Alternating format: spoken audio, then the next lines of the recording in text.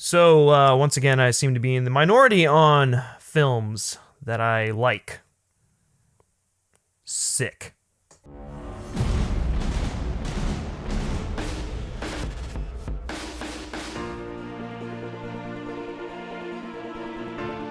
What's going on, everyone? It's Griffin here from Men vs. Movies, and today I'm going to be giving you my review of the first installment in Universal's monster universe labeled The Dark Universe, and we're talking about The Mummy, starring Tom Cruise and a dead woman. So The Mummy is directed by Alex Kurtzman. I don't think he's done too many other films. This might be his first or second film out there, so take that as you will. And obviously, it's starring Tom Cruise, Russell Crowe, Jake Johnson, Annabelle Wallis, and of course, we can't forget Sofia Boutella as the Mummy, Princess Amenette. So the film essentially follows Tom Cruise, who is Nick, and he's essentially a treasure hunter to some extent. And they stumble across this Egyptian tomb, and obviously as a result, they happen to find the sarcophagus of Princess Amenette. They take her, and the evil spirit of the mummy is released onto the world. And so it's up to Tom Cruise and Annabelle Wallis and Russell Crowe and this giant team of people to stop the mummy from releasing evil onto the world. So like I said, this is the first installment in Universal's Dark Universe, and I was actually pretty excited for it. I happened to enjoy most of the trailers. I think they got better as they were released. And obviously with Tom Cruise, the guy always gives it his all in every single film. I know this movie's getting panned by literally everyone out there, but I'm here to tell you that I actually enjoyed The Mummy and I found it a fun ride. Does it have flaws? Well, yeah, it does. It's not a perfect film.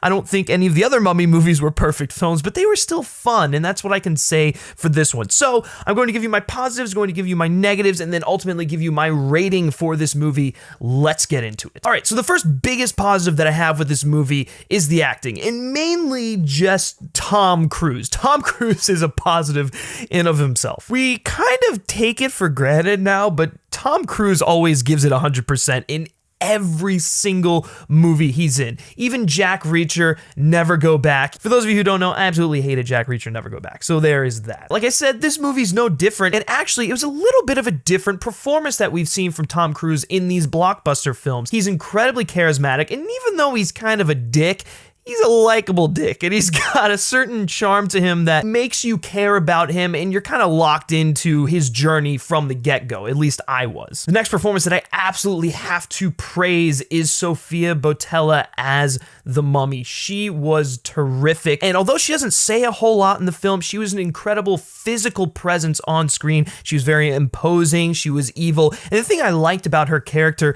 was that they gave some reason as to why she was evil. They do a lot with her backstory in there, and I found it to be one of the best parts about her character. She was a mummy that you could understand why she was evil, and then naturally the actress playing the mummy has to sell it, and Sofia Boutella did a phenomenal job of conveying that pain and anguish that Princess Amenette held up inside of her. The next character that I want to touch on for acting, and actually the last one here, and I know it's going to be kind of controversial. Some people liked him, some people didn't. Russell Crowe. Russell Crowe is a Class A talent. You get him in anything, and he's probably going to be one of the shining moments of that movie. And in this film, he's not the shining moment, but he is a bright spot, and I like what he brought to the table with his character. I'm not going to reveal who his character is for those of you who don't know who he is, but it has me intrigued, and with this universe going forward, I can't wait to see what Russell Crowe does to further this character and how they plan to use him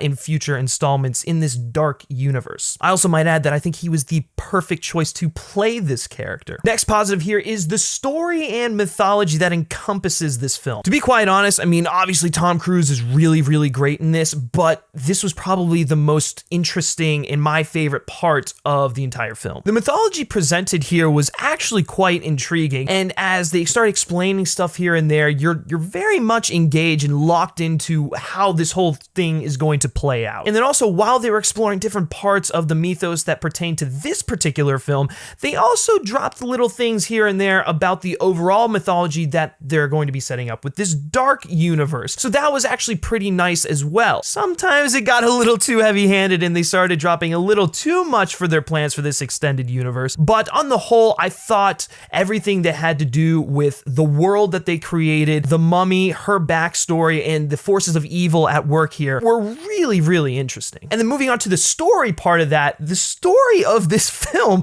was overall just really fun and a blast, I gotta say. And, you know, like I mentioned, even though a lot of this is kind of set up, maybe a little too much setup, it actually all felt like it was contributing to the story at hand. And that's something that I actually have to praise the filmmakers for. They were able to create a really interesting and fun story, and then also weave elements of their plans for the extended universe into the story and have it feel like it was actually important, like it actually pertained to what was going on. And then certain character arcs I actually found to be really interesting, mainly Tom Cruise's, his evolution as a character throughout this film, and then kind of towards the end, his redemption, I guess you could call it, was probably one of the more enjoyable aspects of the story. I actually really enjoyed what they did with his character. And then the last thing I gotta say about the story, the first act of this film, honest to God, reminded me of Uncharted, any of the Uncharted games. It felt like we were going into that adventure treasure hunting world. Maybe if they had kept that throughout the entire film, I would have liked this movie even more,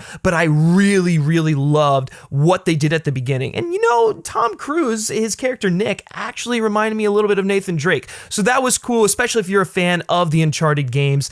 That first act you're gonna love. The next positive I have with the movie is the action. This movie's got some pretty enjoyable action, and then going off of that, the movie as a whole is a lot of fun. It's exactly what you want out of a movie called The Mummy. It's a summer blockbuster popcorn flick. You're gonna be shoving popcorn in your face watching Tom Cruise run. It's got thrills, it's got chills, it's got action. Does it all work all of the time? No, but for the most part, I'm just sitting in the theater having a great time watching Tom Cruise give a great performance and watching an intimidating mummy on screen and watching the dark universe be launched. All right, now moving into the negatives here. One of the biggest negatives is just Jake Johnson's character. Nick from New Girl is not very good in this movie, and it's really not all his fault. I think it's the character that they presented here. At times, he felt a little weird and just purely in there for comedic relief. I really did not like him. He felt pointless, and it just didn't mesh with what they were doing too well, for me personally. Quite frankly, the character should not have been in the movie. The humor in this movie was pretty hit or miss at times. I found that a lot of the humor that was given to Tom Cruise kind of landed, and that was mainly because Tom Cruise is good at playing off of the comedic moments. But I thought as a whole, they tried too hard, and then there were other points where I thought that they undermined the emotionality of a moment or scene, and that's not always good. There were also some painfully bad jokes that just fell.